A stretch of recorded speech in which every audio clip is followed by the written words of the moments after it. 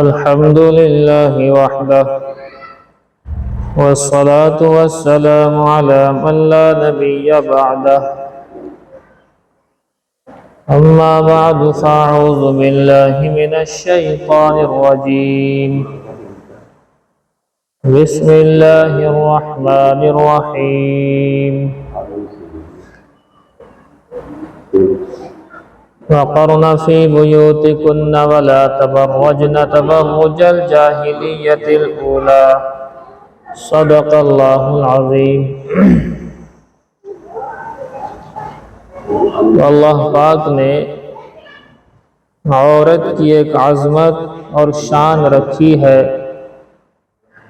جو کسی اور کو عنایت نہیں کی گئی ہے، اس لیے کہ مستورات کا مقام اللہ کی نگاہ میں بہت زیادہ ہے، حتیٰ کہ انہیں ہر طرح سے مشقتیں اور الجھنوں سے باہر کی ان سے دور رکھنے کی کوشش کی گئی ہے۔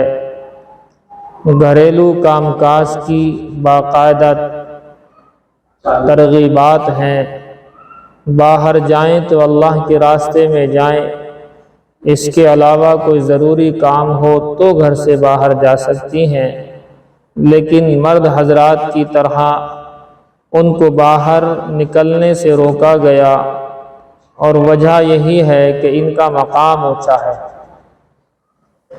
بادشاہ خود چل کر کے چھوٹے موٹے کام نہیں کیا کرتا ہے، اس کی رعایا کرتی ہے۔ جس طریقے سے کوئی بڑا شخص ہوتا ہے تو وہ شخص خود کوئی کام نہیں کرتا ہے، بلکہ وہ اس بات کو پسند کرتا ہے کہ کسی اور سے یہ کام ہم لوگ انجام دلوا دیں۔ اسی لیے اللہ رب العزت والجلال نے ان کا مقام بہت اونچا رکھا، لیکن مقام کا اونچا ہونا یہ منحصر ہے اس بات کے اوپر کہ عورت خود اپنے مقام کو سمجھے، جو عزت و رفعت و بلندی اور عصمت اللہ نے انہیں دی ہے، یہ خود اس بات کو سمجھے۔ جب باری آئی رزق کی تو اللہ پاک نے ایسا انتظام فرمایا کہ ہر طرح سے ان کو بالکل خالی رکھا گیا، جسے کہتے ہیں فری رکھا گیا۔ وہ کیسے؟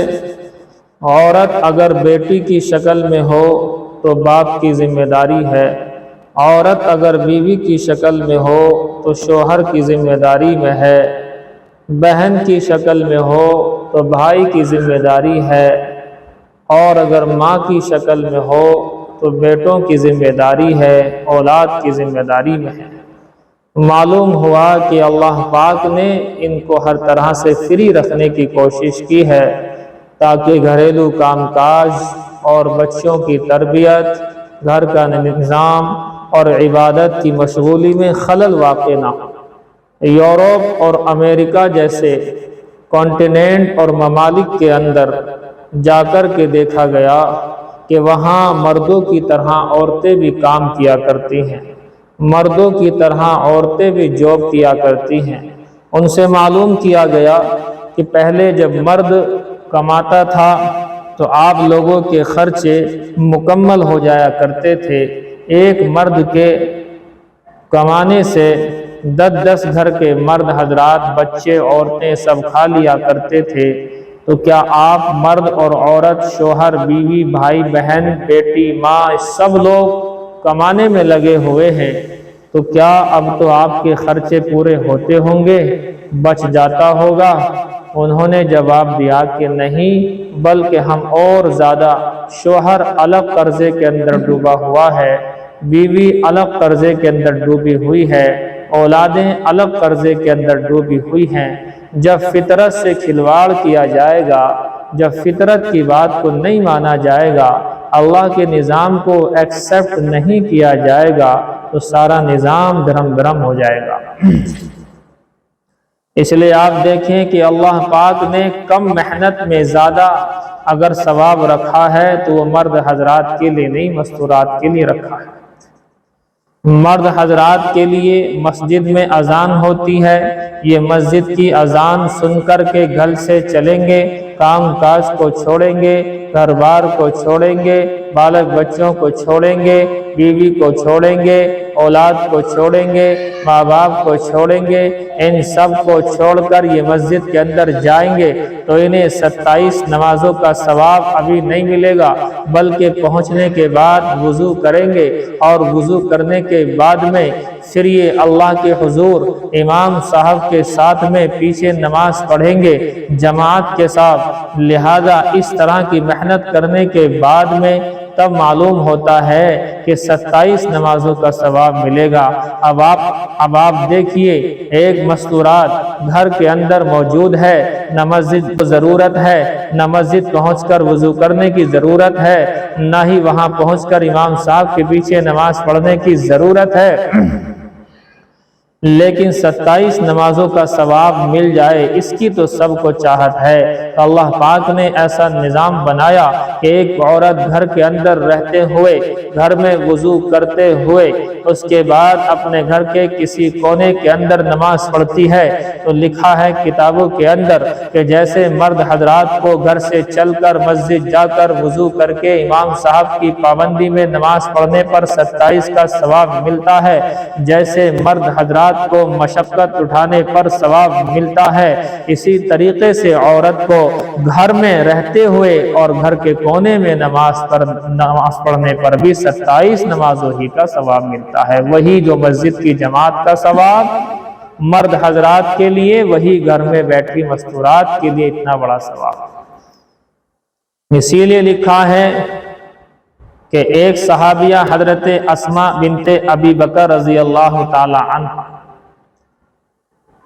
अगर आप जानना चाहते हैं रिश्ता, इनका रिश्ता रसूलुल्लाह से क्या था, तो मैं आपको बता दूं कि ये हुजूर की निस्बती बहन है, और निस्बती बहन कहते हैं साली को, चूँकि ये साला और साली के लफ्ज़ हम इस्तेमाल नहीं कर पाते हैं।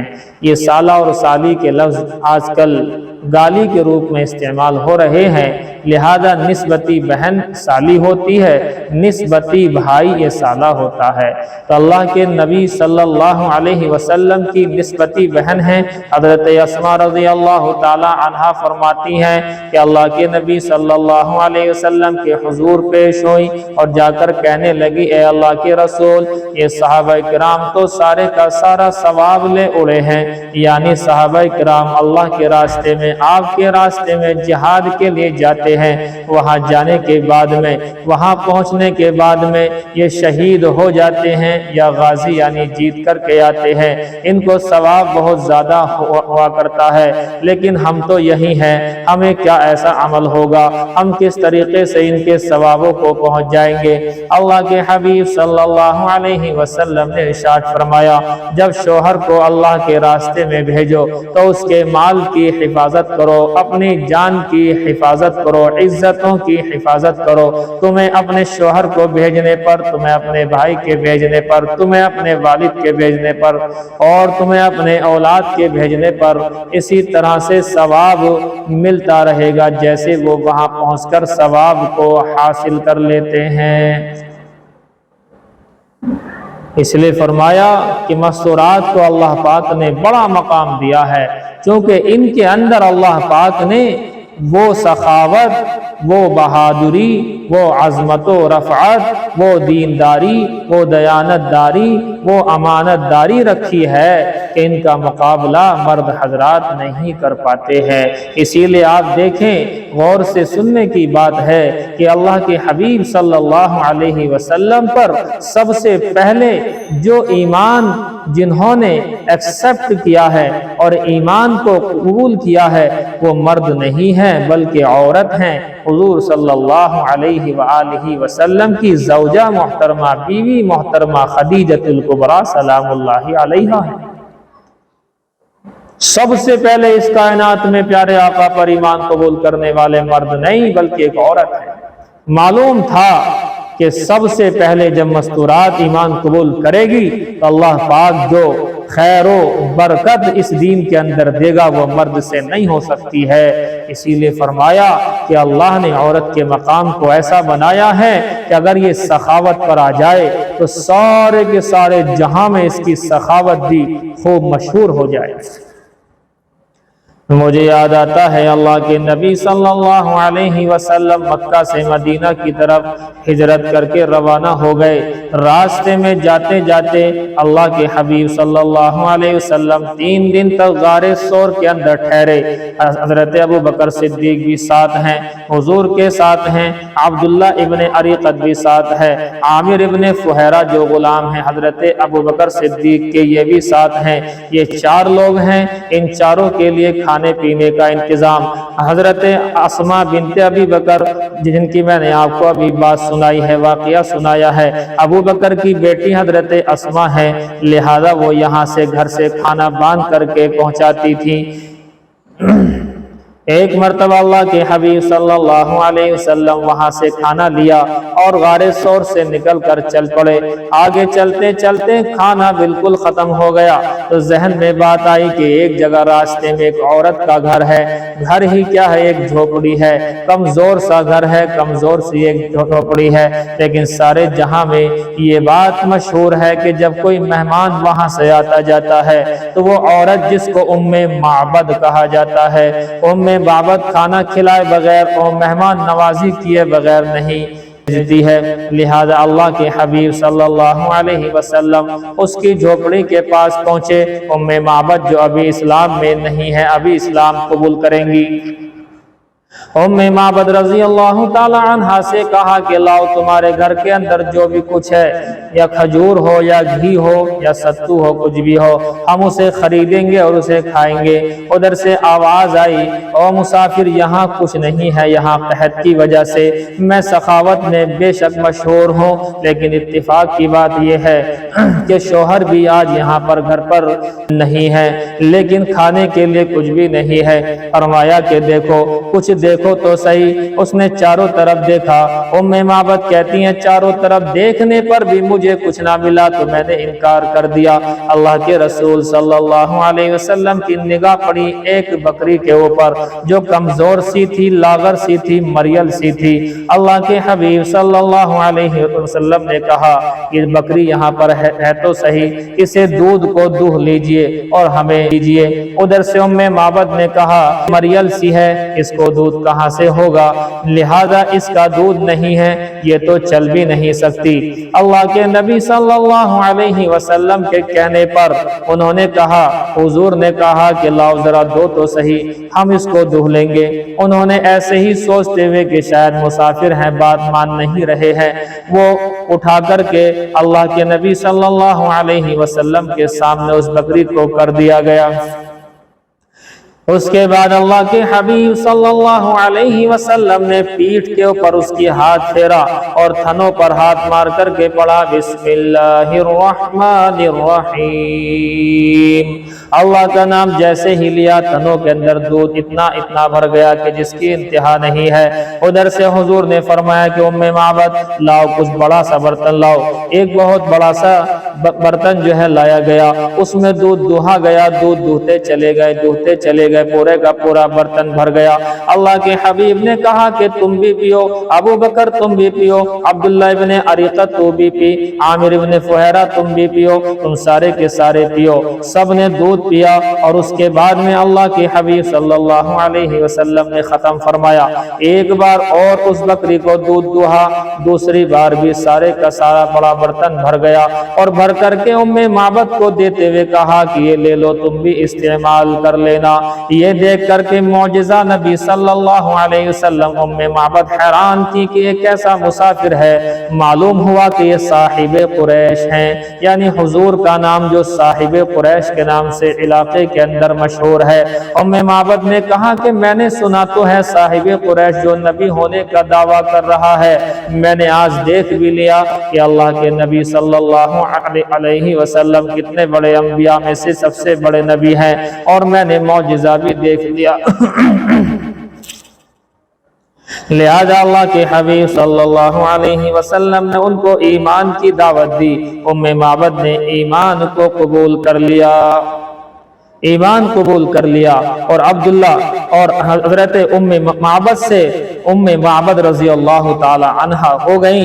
फरमाया कि उम्मे माबद रजी अल्लाह ताला अन्हा जब उनके शोहर आए, इधर से अल्लाह के हबीब सल्लल्लाहु अलैहि वसल्लम रवाना हो गए, चले गए, लेकिन बाद में उनके शोहर आए और उनके शोहर ने आकर के बाकायदा बताया रहमत आलम सरवरे दो आलम सल्लल्लाहु अलैहि वसल्लम का यहाँ तशरीफ लाना और वो आना, वो सारे का सारा बयान किया। किस तरीके से एक बकरी ने दूध जो बिल्कुल नहीं था, कमजोर थी, लागर थी, जो कमजोर थी, चल ना सकती थी, इसी वजह से आप उसको चराने के लिए लेकर के भी नहीं गए थे, लेकिन मैंने देखा कि इतना बड़ा बर्तन इसमें भरा, हम सब ने पिया, उसके बाद दोबारा बर्तन भरा और ये दूध यहाँ पर मौजूद है और मैं गवाही दे चुकी हूँ कि वो अल्लाह के रसूल हैं, सच्चे हैं, अल्लाह के रसूल हैं।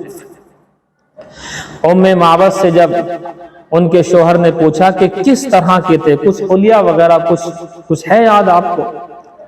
तो कहते हैं उम्मे माबद ने अल्लाह के हबीब सल्लल्लाहु अलैहि वसल्लम का जो हुलिया मुबारक बयान किया है वो अजीब व गरीब अल्फाज में, वो अरबी के अशार हैं लेकिन उर्दू के अंदर उसका डिक्शन ये है।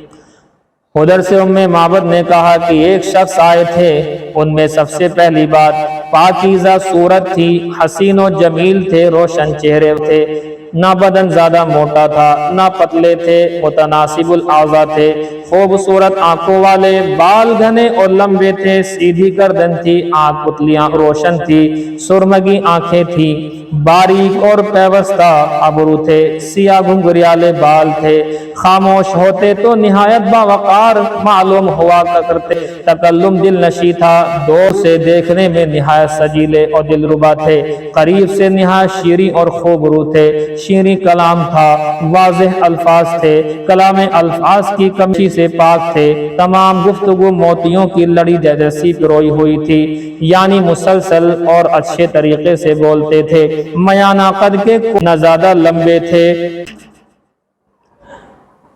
अल्लाह अकबर। फरमाते हैं उम्मे माबद रजी अल्लाह ताला अन्हा ने अल्लाह के नबी सल्लल्लाहु अलैहि वसल्लम का नक्शा खींच करके बताया। फिर अबू माबद ये सुनकर बोल पड़े कि ये तो वही साहिब कुरैश हैं जिनके बारे में नबी होने का जिक्र हो रहा है और उनकी कौम उन्हें सता रही है, परेशान कर रहे हैं, उनके ऊपर तरह तरह के जुल्म उनकी कौम की जानिब से किए जा रहे हैं, लिहाजा ये तो अल्लाह के हबीब हैं सल्लल्लाहु अलैहि वसल्लम, ये तो मोहम्मद मुसरवरे कायनात, खातिमुल अंबिया, शफीउल मुज़निबीन, सरवर आलम, ये सब कुछ है। तो अल्लाह के हबीब सल्लल्लाहु अलैहि वसल्लम पर ईमान कबूल किया है, ईमान कबूल किया उम्मे माबद ने भी और उनके शोहर अबू माबद ने भी ईमान कबूल किया। उम्मे माबद का असल नाम आतिका है, उन्होंने इस्लाम को कबूल करके और बाकायदा सहाबियात की लिस्ट में अपना नाम दर्ज कराया। इसीलिए फरमाया कि जब मस्तूरात इबादत में आ जाएं तो इनका मकाम बड़ा है। जैसे मैंने बताया सखावत में इनका नाम बड़ा है, ऐसे ही इबादत में भी इनका नाम बड़ा है। इबादत में जब आ जाएं तो इन्हें ना रात दिखाई दे ना दिन दिखाई दे, जब अल्लाह से लो लगा लें तो फिर इनको कोई भी शख्स इनको पछाड़ नहीं सकता, पीछा नहीं कर सकता। एक रिवायत के अंदर लिखा हुआ है हजरत फातिमतुज़ ज़ोहरा रजी अल्लाह ताला अन्हा, आप जानते हैं कि हुजूर की बेटी हैं और आखिरी बेटी हैं, चहेती बेटी हैं। एक मर्तबा इशा की नमाज के बाद में जहन में आया कि लेटने से पहले अपने अल्लाह को याद तो कर लूं, उठ करके 2 रकत नमाज नफिल को पढ़ना शुरू किया। जहन में था कि 2 रकत ही तो हैं, पढ़ करके सो जाऊंगे, लेकिन जैसे ही अल्लाह अकबर कहा, अल्लाह अकबर कह करके अल्लाह के हुजूर में सजदा रेज हो गई। अब अल्लाह का कुरान पढ़ना शुरू कर दिया। पढ़ते पढ़ते पढ़ते पढ़ते 1 सिपारा 2 सिपारे 10 सिपारे ये नहीं पता कितने हो गए, पढ़ते पढ़ते 1 रकात हो गई, एक आध होने के बाद में दूसरी रकात के लिए खड़ी हुई, अल्लाह का कुरान पढ़ती चली जा रही है, पढ़ती चली जा रही है। उसके बाद अचानक से हजरत बिलाल की सुबह की अजान की आवाज आई, अचानक से चौंक गई, दूसरी रकात को जल्दी जल्दी पूरा किया और उसके बाद में हाथ उठाकर कहा, ऐ मेरे मौला, मैं तो 2 रकात पढ़ने के लिए खड़ी हुई थी, ये क्या हो गया? आपकी रात में, आपकी रात बड़ी छोटी है, इसमें 2 रकात भी सही से पूरी नहीं हो पाती हैं। और इत्तेफाक की बात देखो, ये रात गर्मियों की रात नहीं थी कि छोटी हो, बल्कि जाड़ों की रात थी। जाड़ों की रात 9-10 लगभग 11 लगभग घंटे की हुआ करती है। आप सोचे तो सही, जब इबादत पर आ जाएं तो ऐसी इबादत करें कि 2-2 रकात में पूरी रात हो जाए। इसीलिए फरमाया कि सबसे ज्यादा अल्लाह रब्बुल इज्जत के लिए आखिरत की तैयारी अगर कोई कर सकता है तो वो मर्द हजरात नहीं, वो मस्तूरात हैं। इनका जहन जिस लेवल का अल्लाह पाक ने बनाया है कि मैदान महशर की तैयारी, अपनी कब्र की तैयारी, अमाल की तैयारी, इनसे बढ़कर ना कोई कर पाया है, ना ही कोई कर पाएगा। इसीलिए बाज़ किताबों के अंदर लिखा है और बुजुर्गों ने इसको बाकायदा तौर पर बयान भी किया है।